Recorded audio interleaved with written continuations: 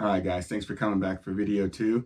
We're going to be attaching the cage today, rear hoop, and all of the body as well as the front wing. Just to kind of give you guys an idea of how this works. I'll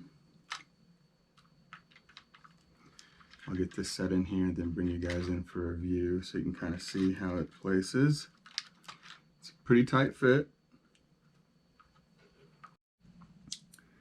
Just so you can see placement on where I've mounted the cage. Here, just in front of the servo. This post sits right in between the motor and the ESC. I had a little more room last time because I used a shorty servo. But what's nice is the body mount and this rear upright match up.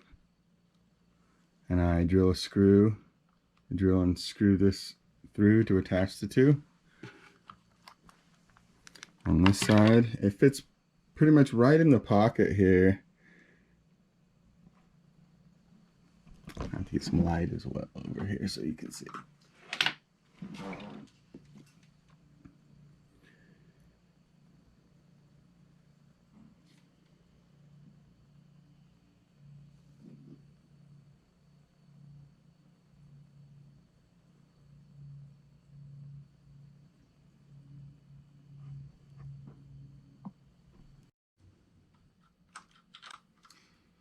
So after you've got this placed in here, what you'll pretty much do is just take a Sharpie and mark around where the posts are.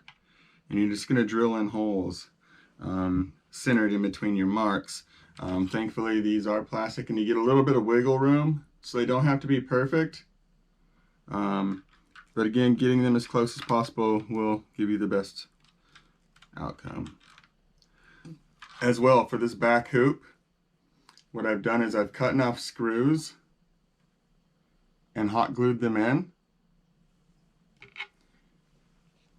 This rear hoop, it will push right on. I will hot glue these. And then I've reinforced it as well with shrink tubing. So I will slide the shrink tubing over after these are hot glued for that extra support. And I'll slide it all the way over both frames, and then I'll shrink tube it and it'll all hold in place like so.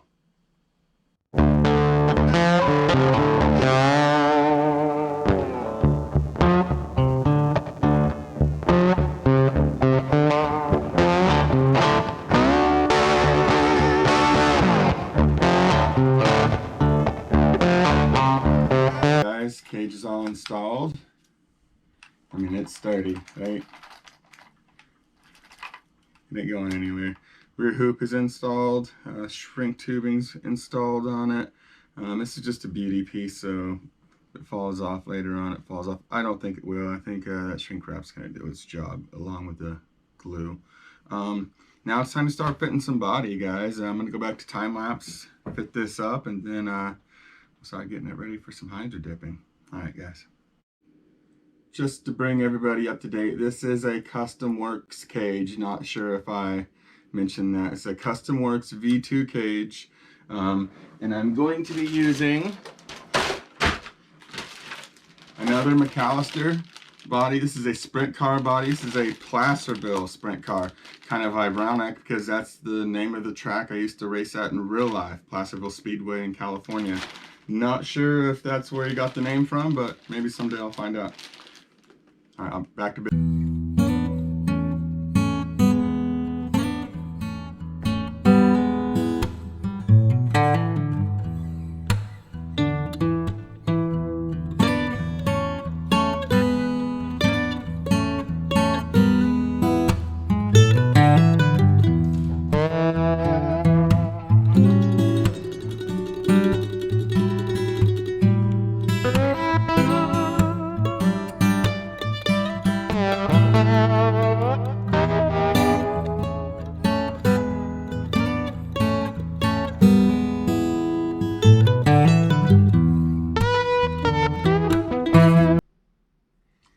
Alright, so far got all the body body panels on that I can, minus the wing. I've got it all cut. I'm still working on putting it together. When you cut side panels, you will have to cut out an area here for your servo to traverse through, as well as trim your bottom line panel to where you can get to your on-off switch, and this can go down as far as it needs to. You will also have to clear out some space here for your control arm to actuate. Aside from that, just kind of fit it as you go. It's not too hard to do. But I'm going to get to putting the wings and stuff on. I'll be back in a bit.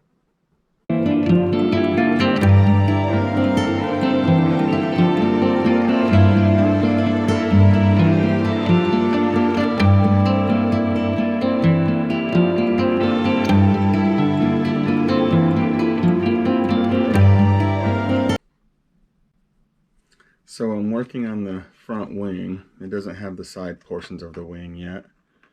But you're going to use the existing body posts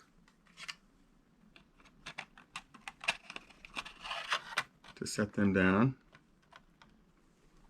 And then what you'll do is right here where the edge of this bracket comes for the wing, just make a mark. We're going to cut the foam off there and screw this front nose right into the foam block.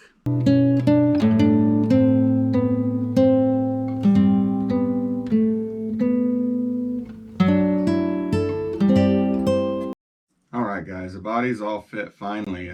Definitely if you're going to take on this project, make sure you have some Lexan scissors and a good body reamer, because there's a lot of holes and a lot of trimming, so you'll want the right tools. But so far, looks pretty good. I am going to hydro dip this body, so come back for the next video and you'll see me start hydro dipping this and putting it back together, see what we can come up with. You know how those sprint car drivers and their fancy paint schemes, so I'm gonna try and go fancy. Alright guys, I'll be back next time. Have a good one.